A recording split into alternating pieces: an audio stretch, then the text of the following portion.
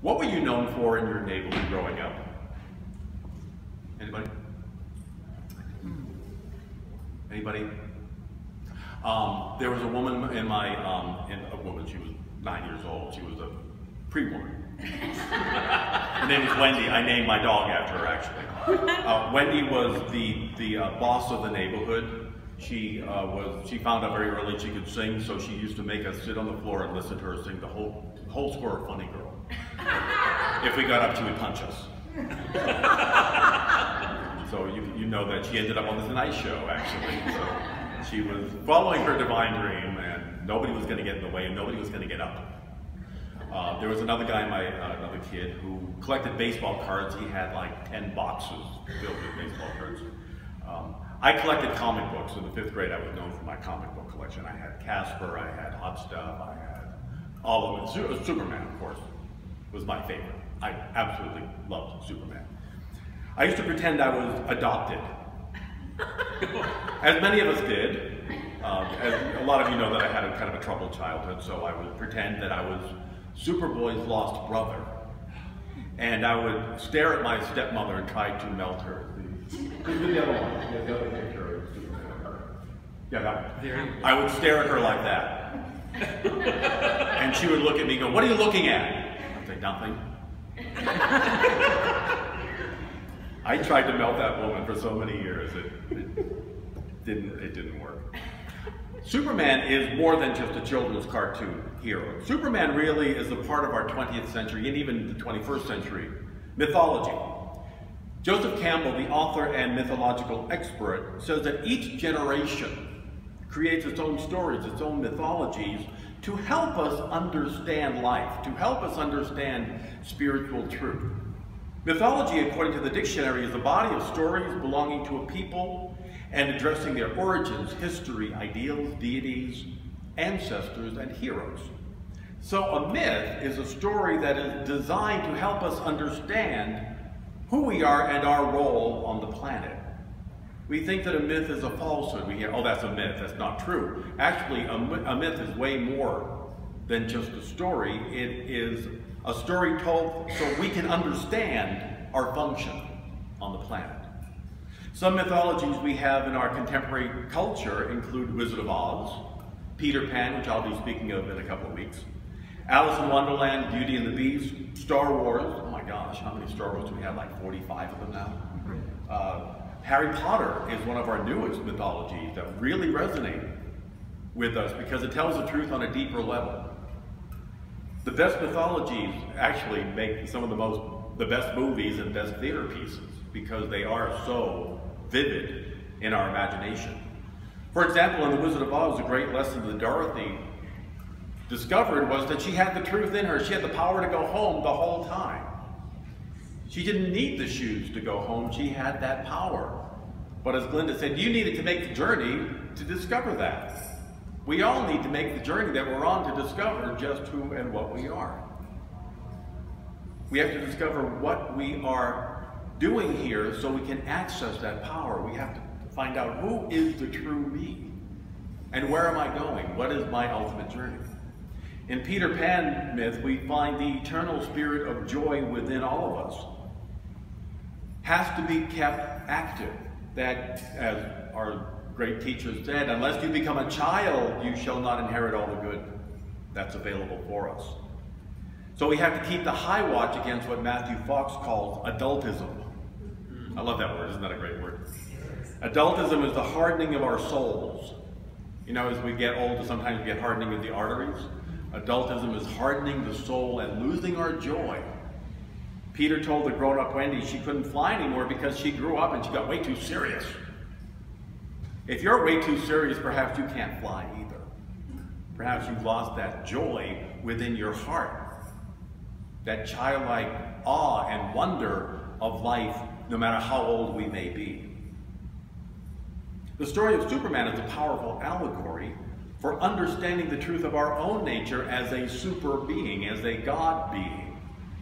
Briefly, the story goes like this. A father not from this planet sends his son to Earth, where a couple from a small town raise the child as their own. The baby grows up to be quite different than the other children of the town. He has special powers that the Earth parents have a real concern about. But they raised him as normally as possible, and as an adult, even though he does have these amazing powers at his disposal, he takes a job as an average working man. However, that job wasn't his real mission. His true mission was helping to save people from challenges in their lives that were threatening them, and he began to use his gift to help raise them up. There were some who didn't like him, didn't like what he was doing. They got in his way, so they did everything they could to try to kill him. And his name was Jesus. Thought I was talking about Superman? Well, it is. Now I'll tell you the story about Superman. Every Savior story has very similar characteristics to them, don't they? Superman is a perfect archetype for our time, maybe even now more than it was when it was created in the 30s. Superman's father was a scientist who sent him away from the planet Krypton because it was about to be destroyed. Does anybody remember the name, any other geeks here, remember the name of Superman's father? Marlon Brando, thank you. We'll do the metaphysics of Marlon Brando next month.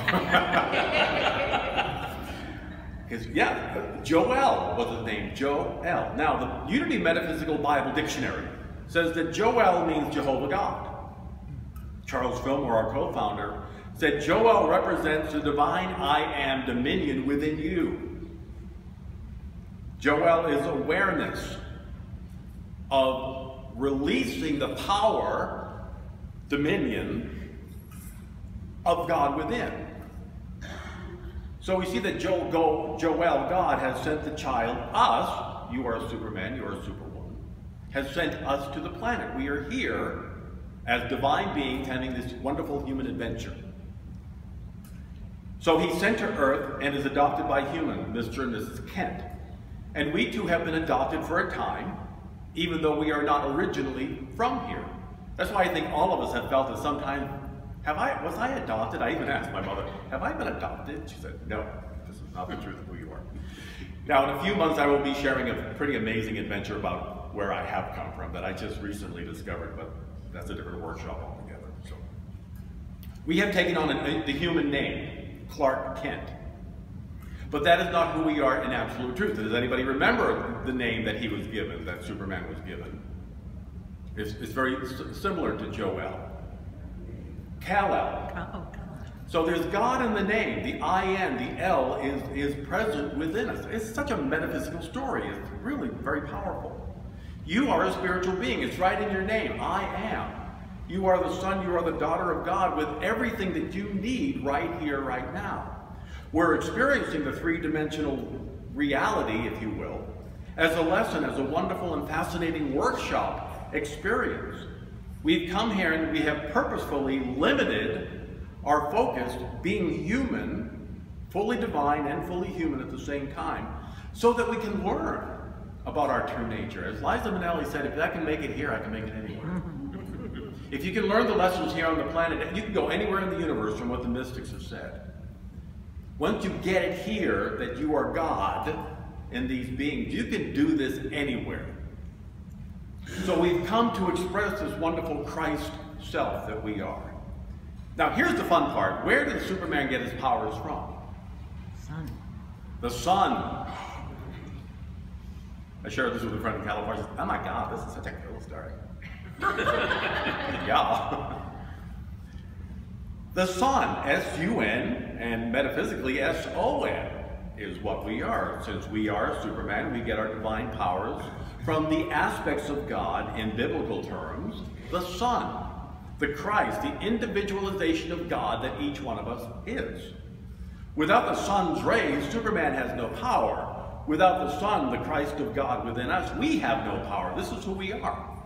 This is the truth. This is the power. There's only one power, one presence in the universe and in my life, God the good. That's it. Without God, we are nothing. Without God, we wouldn't be here. So we are, in essence, the truth is you are God. And that's what Jesus kept saying over and over again, and the people of his time weren't getting it either. You forgot, you are God's. It says so in the song. They didn't see it then either. Jesus knew, it is not I, it is not this limited personality that you're seeing here doing the work, it's God. Without God's love and wisdom revealing the good that we already are, we're just dwelling in lack and limitation. As I shared with the class last week, I believe it was, it goes by so quickly. For 2 weeks we were chatting about what our unity teachings say, and what we know is that we can focus either outside and get our information there, give our power away to the world outside, or we can turn within and listen to our hearts, saying you already are healed, you already are prosperous, you already are the love of God, and you can't have any more, you just have to release it. You just have to be that which you know within, and your life will begin to change. Then we'll begin to see there's a healing for this condition that I can bring forth, have more money than I could ever imagine in my life, have the career that I would truly enjoy, find the right and perfect mate. But with God at work in our lives within us, we can tell the mountain, move out of the way, and it will have no choice but to obey you because you're a creation of the universe. Superman can fly, but the Christ in you can heal any so-called incurable condition. Superman can outrun a bullet, but Christ within you can bring forth abundant prosperity like you can't imagine. Superman within you can leap a tall building with a single bound, but you can rise above any limitation. So if the mountain still doesn't move, you can leap over it and just keep going. If it doesn't seem to be working in one way, you can work it another way. Don't limit spirit as to how that can happen. Remember, Jesus, in expressing his God power, revealed that anything that he was doing, you could do as well.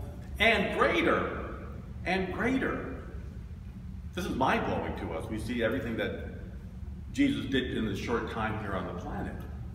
But he said, I'm just accessing what we all have, and if you do it, you will see the same.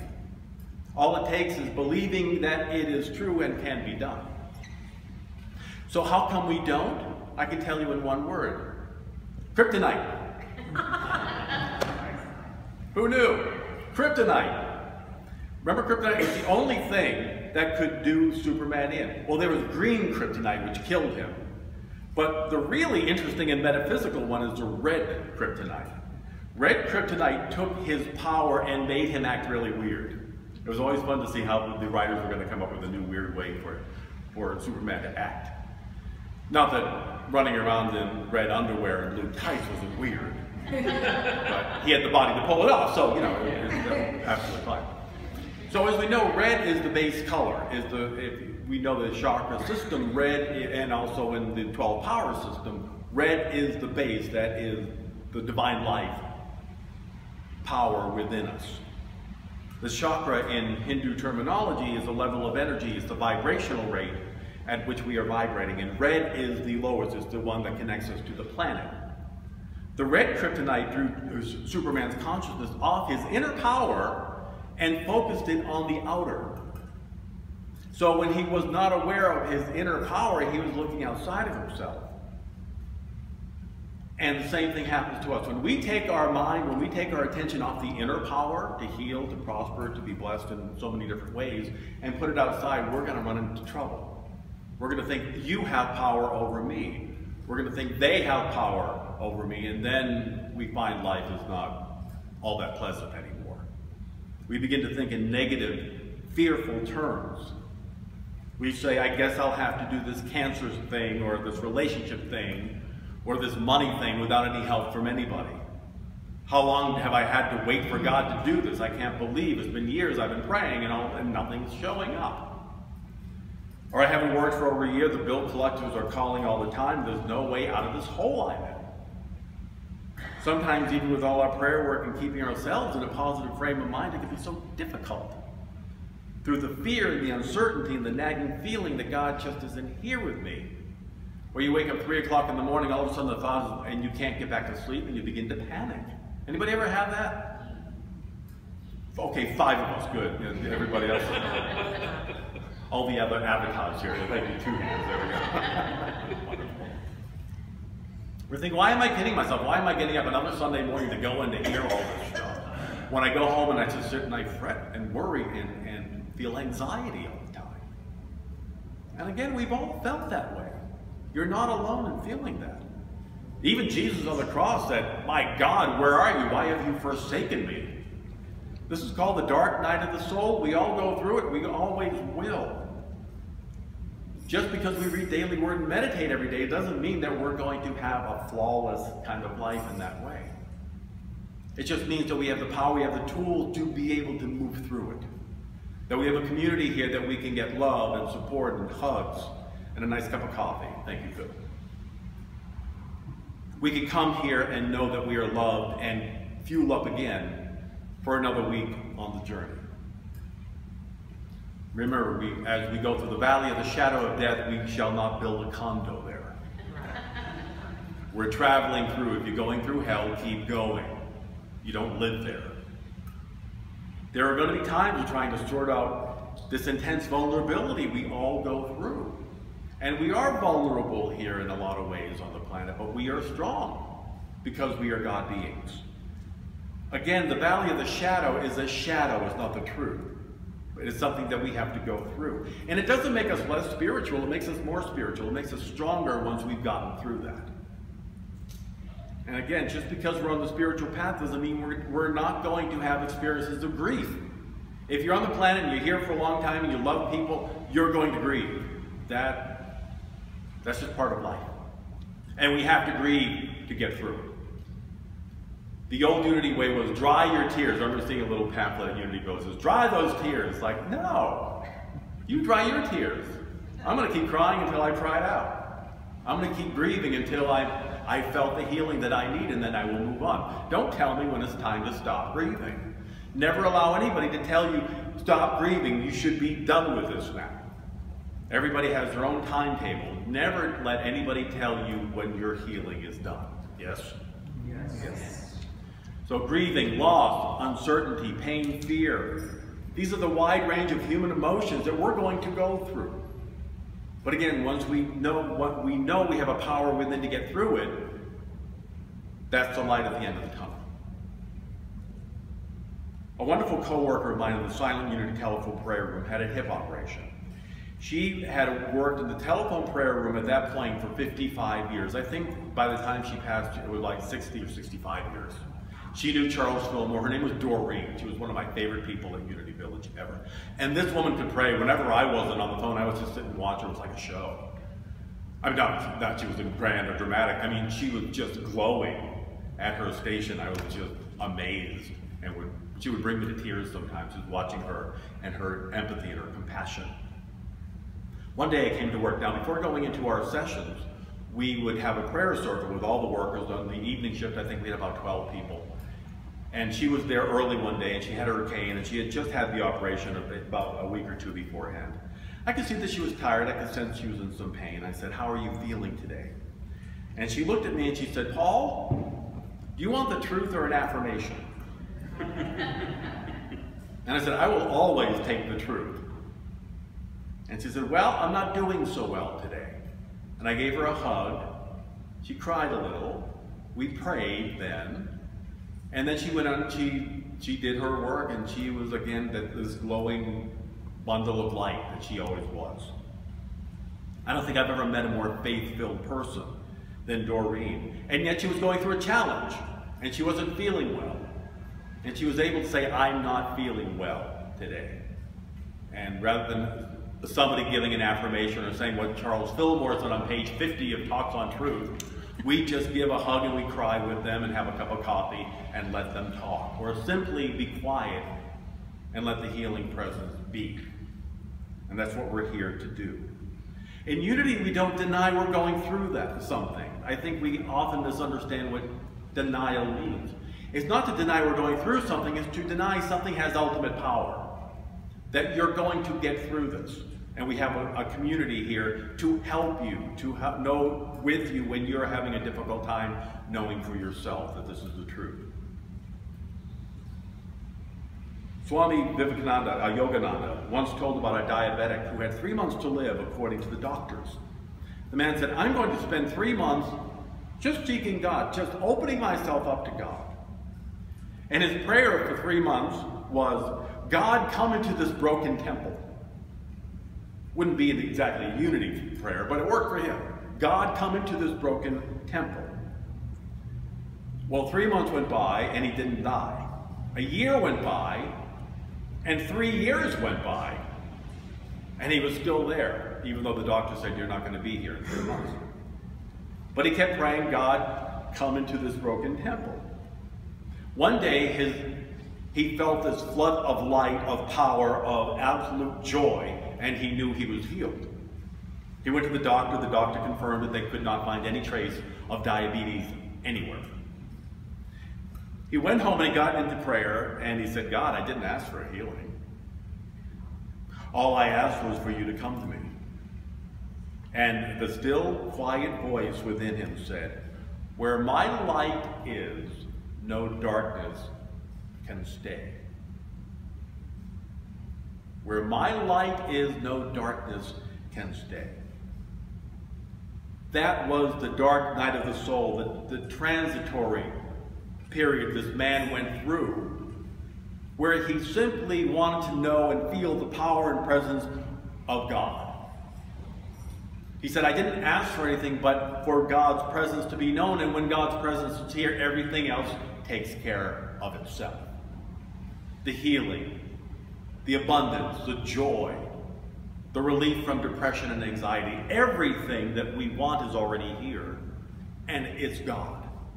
It's the power and presence of good. Now, it might take a while for it to show up. It took this guy 3 years, and boom, there was a light, but he wasn't looking for it. When I had my spiritual awakening, I wasn't looking for it. I was simply blessing people walking home, praying that they would not fall down on the ice in Canada. And all of a sudden I went, I love these people. That's very unusual for me. I don't love people I don't know. And boom, I had a spiritual awakening, blinded by light, the whole 9 yards. I wasn't looking for it. My love and loving them simply opened the way for Spirit to work. So no matter how long you've been broke or how long you've been ill, how long you've been single if you do not want to be single, how long you've been married if you don't want to be married, how long you've been in any condition that you do not want anymore, simply turn it over to Spirit, the super conscious mind within you, the Superman, Superwoman you are, and let God do the work and reveal what I need to do today, tomorrow, and for the rest of my life. So I'd like you to take a breath, close your eyes. Go to your heart. Go to where you know you and God are one.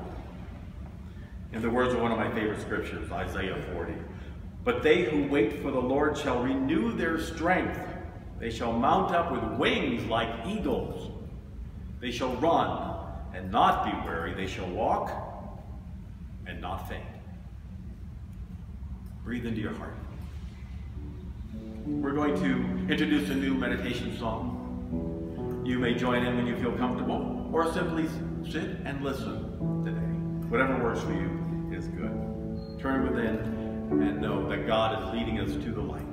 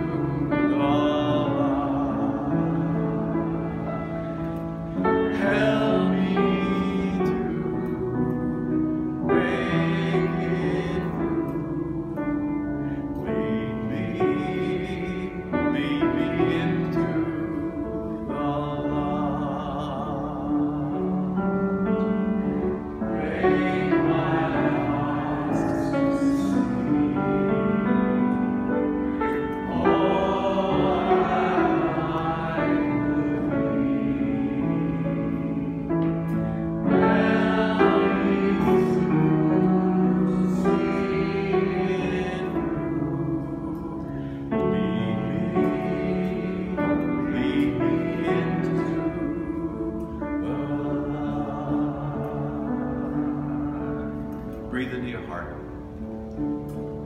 Breathe in that light, that joy, that peace. The peace that passes all understanding as we read the Scripture. That peace that once we make contact with it, reveals the lack and limitation thoughts to be nothing, no thing at all.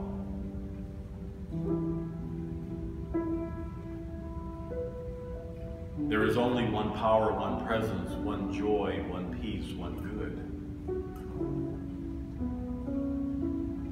We give that energy a name of God, but we can use whatever word works for us. Spirit, universe, self, the one, principle, source. The energy doesn't care what you call it, but simply being awake and alert to the truth that there is a power greater than how I've been living is what I need to know today. I invite you to focus on your breathing just for a few moments. Breathe in love and breathe out fear. Breathe in light and breathe out doubt. Breathe in joy and breathe out confusion. Continue breathing easily, gently. Know that you are safe and surrounded in a light of love and peace always.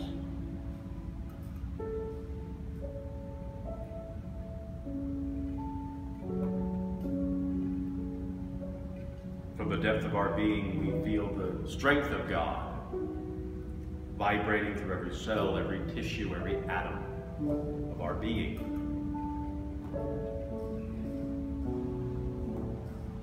As we focus on it, we know this is the truth. This is who I am.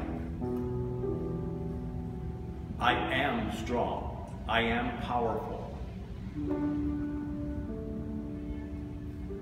I know that disease has no power here. That fear has no power. That doubt, that lack is not a power. It's a notion. I drop these thoughts of lack and negativity.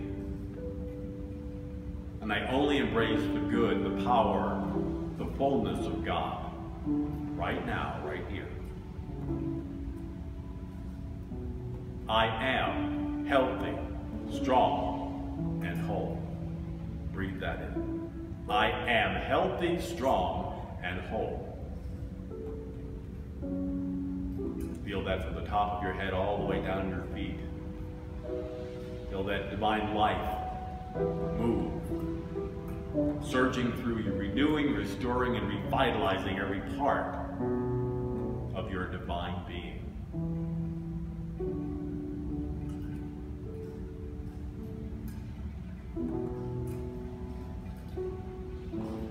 I am prosperous. I was created to be abundantly blessed. Any idea of limitation and lack is simply from the planet. It does not come from spirit within.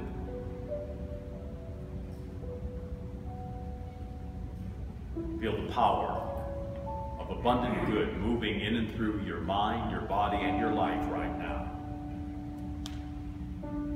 I am prosperous.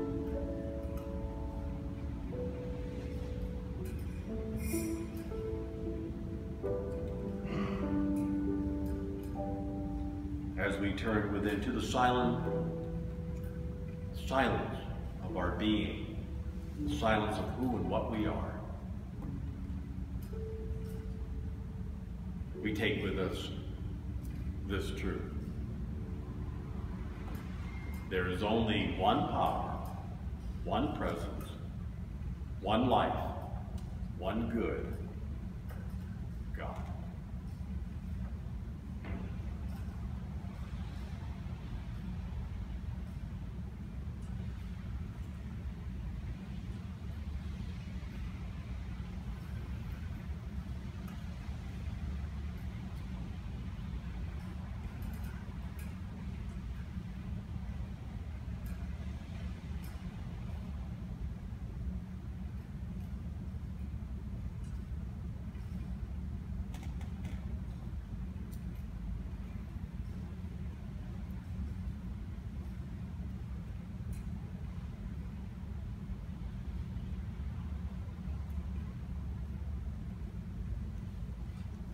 Take a breath. And let go. Breathe in again. Bring your sense of self, your divine self, back to this time, this room. And know that you bring back the awareness of your power, of your strength, of your true identity. Superman, superwoman. Take a breath. And let go. We bring ourselves back by singing the greatest thing in all my life.